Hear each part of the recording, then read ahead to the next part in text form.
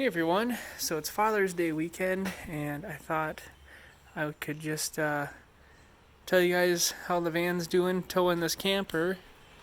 Um, we put on probably over 500 miles. Yeah, 500 miles just going there and back, plus we drove around quite a bit. And the van's doing really, really well. Better than I actually thought. I think what really helped was the airlift bags in the rear coil springs. The camper obviously is doing great. It's brand new, so nothing really to report there. But it's doing really good. Made these rock tamers. Just got some 1 inch square tubing, some bolts, couple mud flap things, and then the tube was sitting too far in, so my friend Tim from work welded up this little angle iron piece on there. Maybe I can show you it better from underneath, maybe, I don't know. But anyways, that sits against the collar, and then I just use a U-bolt and tighten it down, and it can move a tiny bit. That's what I'm going to work on, is actually the little bracket on the U-bolt kind of bent a little bit just from the pressure, so I'm going to get some heavier material to bolt it in, but that worked really well.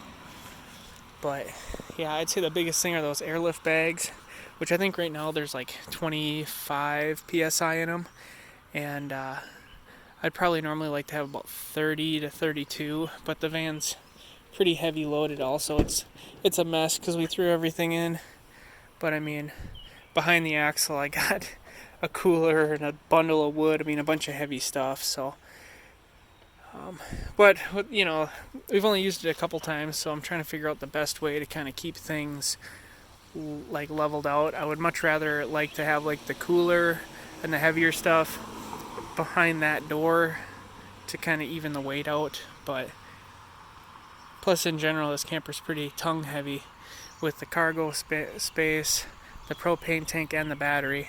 I think the tongue itself is like 230-ish pounds, and then the propane tank and this get added on, so it's probably 300, 350, somewhere around there. But anyways, it rained the whole way home, so now I'm just moving stuff around, but I thought I would just do an update. But yeah, with the trailer brakes, the trailer obviously pretty much brakes itself, so that was not a big deal.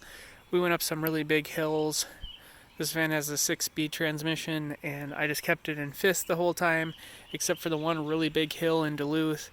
I bumped it down to fourth, and I was pretty nervous about that hill, but it did really, really well. And in fifth gear, I went 65, and it was about 2,300 RPMs. And then when I bumped it into fourth, it was up around 3,200 RPMs. So really not asking too much out of that motor to tote this thing around. And as long as you don't beat on it super heavy, and take care of the transmission. This thing has 50-something thousand on it now, and I just had the transmission fluid and filter changed on last Thursday, so not bad. The only other thing I gotta do is show you guys the miles per gallon. So I didn't reset the trip odometer, but I put like four tanks of gas in this thing, and like I said, we went, it's over 250 miles where we went, and then we drove around all over up there. So just for fun here, let's see, 56,000 miles. Actually, let's turn it on.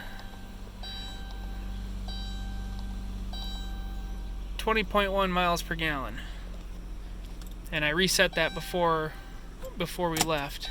So 20 miles per gallon, toting a pretty heavy camper. This thing is pretty heavy. I think this thing's probably close to 3,000 pounds because we got it loaded up pretty good. So that's better gas mileage than you'd probably get in a truck pulling this. So I'll take that any day. Anyways, I got to get my car out and get this put back in, and we got to pop it up and dried out, but I just thought I'd let you guys know that's how it's going. And so far, we're real happy with it. And yeah, so thanks for watching, guys, and talk to you later.